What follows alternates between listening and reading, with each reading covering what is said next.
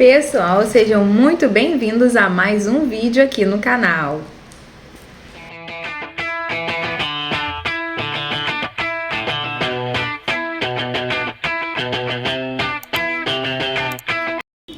No vídeo de hoje, nós vamos falar sobre como matricular os filhos adolescentes na escola, porque o vídeo anterior foi como matricular as crianças do ensino fundamental e educação infantil. Então agora a gente vai falar sobre a minha experiência matriculando meu filho no ensino médio, né, se fosse no Brasil, mas aqui se fala ESO.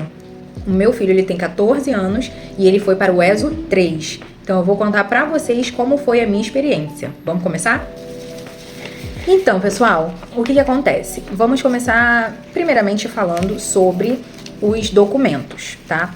Conforme eu já tinha falado no vídeo anterior, que primeiro a gente precisa ir lá no Conselho de Educação para entregar os documentos da criança. Então, você vai lá no conselho solicitar a matrícula do seu filho. E aí, a partir desse passo, a partir do passo em que você entregou os documentos ao Conselho de Educação, eles vão direcionar a qual escola que vai conseguir ter vaga para matricular sua criança, o seu filho ou filha, né? Então, nesse caso, você precisa aguardar o contato da escola. Geralmente eles mandam e-mail ou então ligam para avisar, ó, seu filho foi contemplado, pode vir aqui nessa unidade para matricular, entendeu? Com o Miguel aconteceu da seguinte forma: eu recebi o contato através do e-mail. Então, fiquem atentos a qual e-mail que vocês vão colocar especificado na folha lá do cadastro, tá? Já com o João Vitor, recebi ligação. Então, através da ligação, ela já me explicou que ele já tinha sido contemplado e aí eu teria que ir diretamente lá na escola, tá? Vamos lá. Os documentos de João já foi um pouco diferente de Miguel. De Miguel, ela me pediu cópia dos nossos passaportes, cópia do nosso empadronamento. Já com João, não. Com João Vitor, ela só pediu 4 fotos, autorização preenchida para ele fazer esporte fora da escola, porque fora da escola tem uma quadra, então ele teria que ser autorizado por mim a fazer esporte fora da quadra, fora da escola, quer dizer.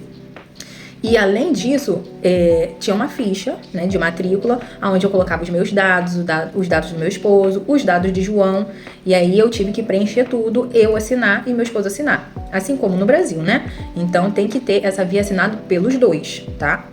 E depois, qual foi o próximo passo? Eu entreguei esse papel preenchido, entreguei as 4 fotos. Ela não pediu certidão de nascimento, não pediu nada, porque eu já tinha entregue lá no Conselho de Educação, né? De Miguel eles pediram 2 vezes, já que não, ela já usou o documento que já veio do Conselho e ela só pediu as 4 fotos. Beleza. Continuando, assim que eu entreguei esses papéis para ela, ela já me levou para fazer uma entrevista com o diretor da escola.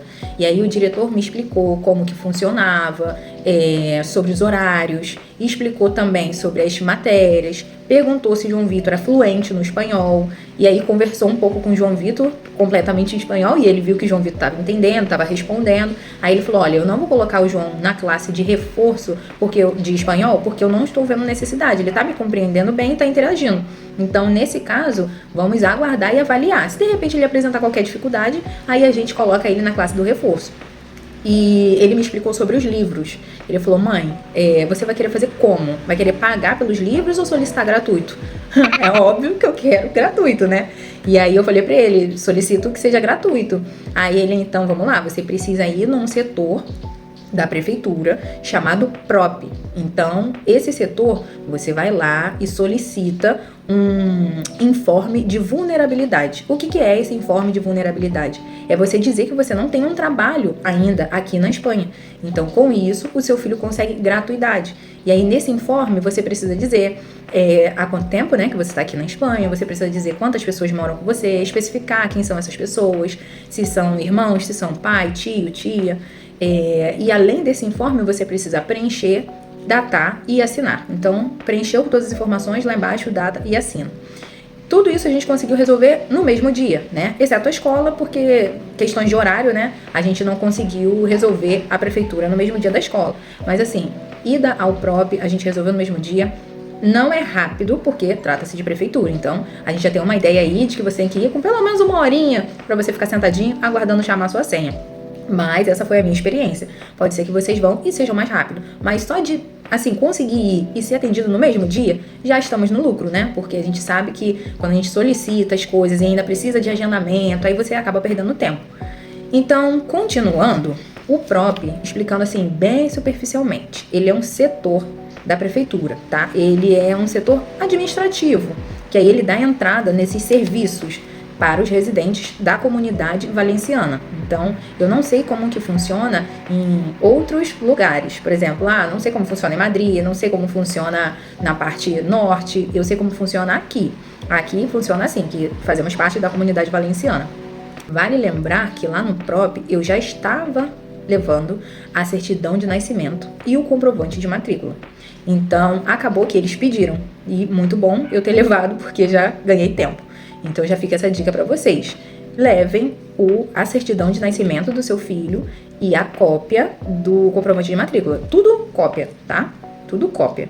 Não precisa ser certidão traduzida, pode ser a certidão do Brasil, não tem problema. Desde que esteja tudo corretinho, o nome correto, pai, mãe, tudo. Porque eles olham isso, tá? Inclusive, ela me falou qual que é o sobrenome da senhora, e aí eu falei o meu sobrenome, aí ela comparou se estava realmente igual. E agora falando sobre a escola, sobre como que funcionam os horários. Os horários dos adolescentes é diferente. Então, eles entram mais cedo e saem um pouquinho, 15 minutinhos antes do horário de 2 horas. Ou seja, ao invés de eles entrarem 9 horas, como o ensino fundamental e educação infantil, eles entram às 7h55, ou seja, 5 para as 8 da manhã. E aí eles saem mais cedo, saem 1h45. Sendo que tem dias na semana que eles, ao invés de sair 1h45, saem 3 da tarde. Então, uma dica bem bacana para vocês. E eu apliquei aqui em casa e deu super certo. Orientem as crianças a levar... As crianças não, os adolescentes. Orientem eles a levar lanche extra na mochila. Porque pode ser que apareça alguma aula a mais e eles de repente não saibam, um trabalho ou algo do tipo, ou até mesmo fome, né? Que às vezes vem e a gente não espera, já lanchou. Então, vai ficar com fome? Não vai, já deixa um lanchinho extra na mochila.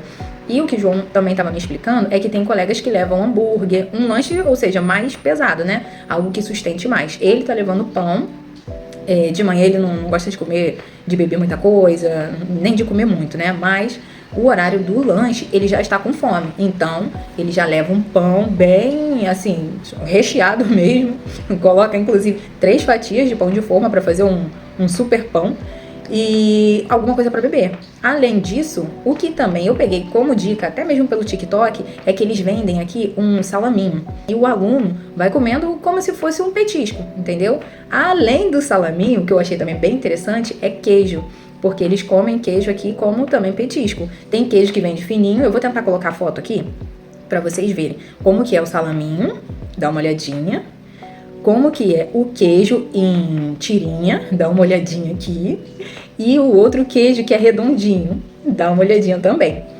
Esses queijos, João não quis, aí eu comprei o polenguinho. Inclusive eu achei até o valor super aceitável, um pacote assim com 16 polenguinhos, vou tentar também colocar a foto aqui. Um pacote com 16 polenguinhos eu paguei acho que 1,15, 1,20, entendeu? Então rende muito, mais da metade do mês, né? 16 dias aí do mês. E aí eu achei que vale a pena, porque todo dia ele leva do nada apareceu uma fominha, aquilo dali pequenininho, um triângulo, ele abre e come. Então é ótimo para dar uma tapeada aí na fome até a hora da saída.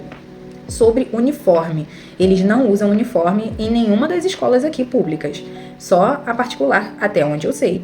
A particular é concertada, né? Que concertada é quando o governo paga a metade da mensalidade. Então aqui eles não usam uniforme, ou seja, vão à vontade, vão livres. Não pode usar celular dentro de sala, e João Vitor me falou que eles respeitam muito essa regra. O pessoal não usa celular, o pessoal realmente senta para assistir aula e foca na aula. Tem a turma da bagunça, como toda escola tem, mas a maioria da turma foca legal na matéria. Fora isso, tem muitas nacionalidades diferentes.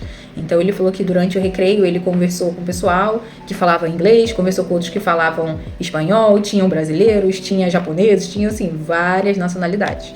E é ótimo, né, para eles essa imersão, né, cultural, imersão linguística, é ótimo.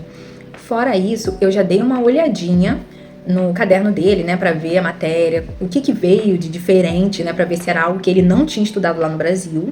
E assim, até o momento, as matérias que ele está dando são tudo matérias que ele já estudou no Brasil. Então, é o que eu já tinha falado para ele. Eu falei, filho, geralmente o nono ano, porque ele veio do nono, né? O nono ano é uma matéria nova. E aí no primeiro ano você relembra a matéria do nono. Aí segundo ano, matéria nova. O terceiro você relembra a matéria do segundo. Então eu falei pra ele, que bom que é matéria que você já conhece, já te facilita muito. Ainda mais quem chegou, né, já pegou a metade do caminho andado. E além disso também tem a aula de francês. E as aulas de francês são opcionais. Tinha russo, tinha um monte de variedades lá, de idiomas. E aí ele escolheu o francês. Ele poderia não ter escolhido, mas ele gostou da ideia de aprender francês e eu também adoro essa ideia, né? Porque a gente acaba aprendendo também. Então é isso, pessoal.